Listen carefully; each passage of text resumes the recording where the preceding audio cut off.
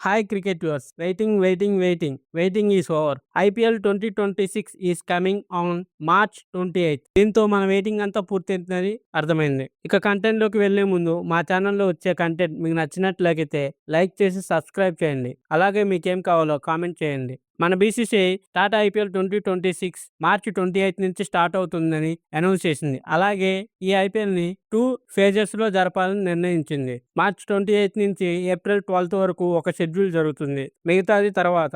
దేనివల్ల అంటే మన ఇండియాలో ఒక 3 స్టేట్స్ వాళ్ళ ఎలక్షన్స్ని, స్టేట్ అసెంబ్లీ ఎలక్షన్స్ని షెడ్యూల్ చేసుకుంది. అందువల్ల ఐపీఎల్ మ్యాచెస్ 2 షెడ్యూల్స్లో జరుగుతుంది. మొదటి షెడ్యూల్ని వదిలింది.